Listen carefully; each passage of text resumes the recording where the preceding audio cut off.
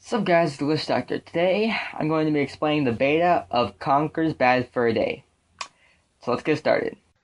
Conker's Bad Fur Day is one of those rare games. No, I'm not just talking about the company.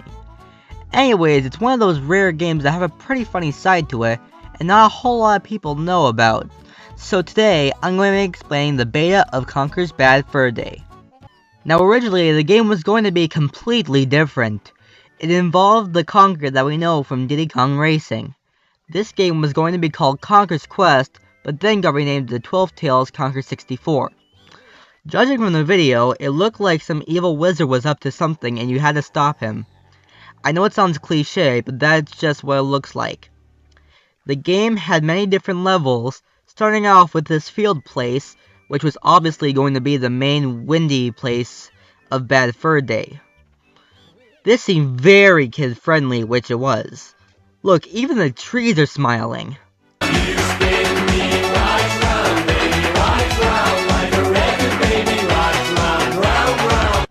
You could also play as Barry. Yeah, she was going to be playable, but looked different. Not the tall, skinny teenager type squirrel that we all know today. Also, she was originally going to be a chipmunk. Not sure what she would be helping you with, but it's cool to know that the game was going to allow you to play as more than one character, and I don't think Teddy's on multiplayer counts. This game had a ton of different aspects. There were different enemies, such as these green acorn things, some worms, dinosaurs. This could go on forever. Now what about bosses? Well, in the first level, there is this. Can anyone help me out here? Anyone? No? Fine. Well, this looks like some type of Teletubby, I guess, with a baby face. Wow, this is confusing. Moving on. How about this guy? Now, apparently he was supposed to be an earlier version of Ooga Booga, I think it is. As you can tell, he's huge. Yeah, some things in the game resemble that of Conker's Bad Fur Day, which is a really awesome game, and you should totally get it because it's awesome and everything. There was one song that made it into the final game.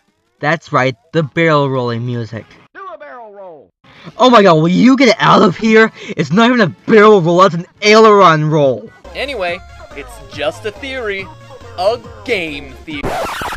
Oh wait, I can't do that. I'm a glitch doctor. Sorry about that. Anyways, where was I?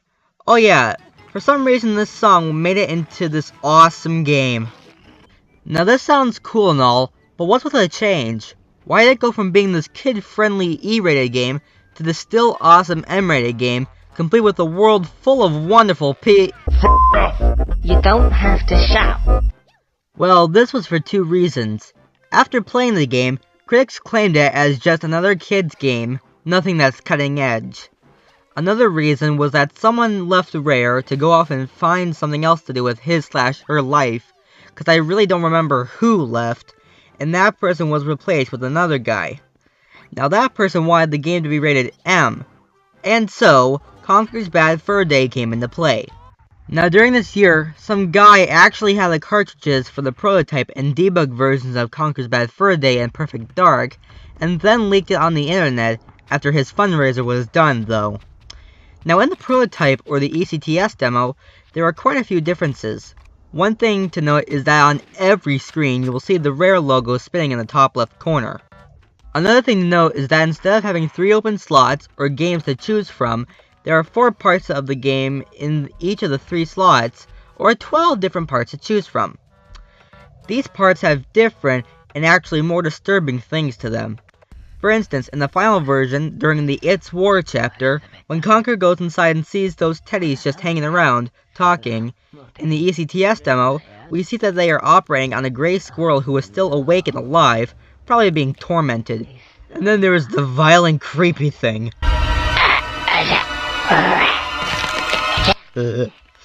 This also made it in the debug version, but just with different camera angles so you wouldn't see the poor gray squirrel being tormented.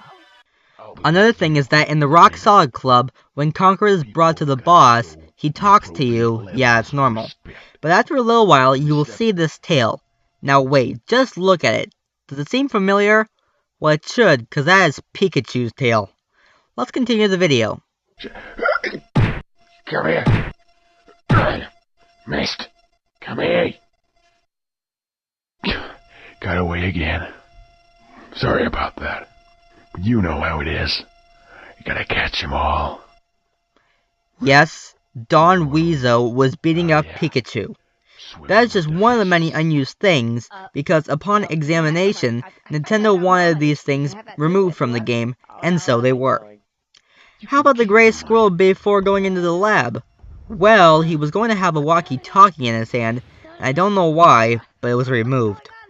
Conker had unused moves, such as petting Pikachu, farting, and quite a few other things. This game was really going to be interesting. Not saying that the final game isn't interesting, it is, but I'm just saying that it was going to be very interesting. Don't know how else to put it. Well, going back to the whole violin thing, there is an unused track that's similar to the other bit, but just louder and high-pitched.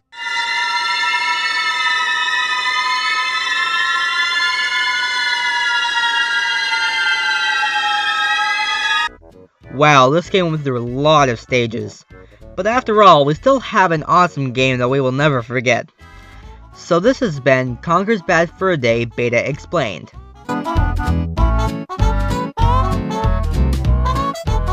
So that was me explaining the beta of Conker's Bad Fur Day. Now what's really interesting to me is that I don't understand how, like, a game like that could go from, E-rated, very kid-friendly, to M-rated, still very fun. Yeah, it's just, normally things like that wouldn't make sense, but I guess, nah, in this case, it's normal. Yeah, but anyways, thanks for watching, and please like, comment, and subscribe. And if you have to ask me anything, you can contact me at theofficialglitchdoctor@gmail.com. And like I said, thanks for watching, and I'll see you next time.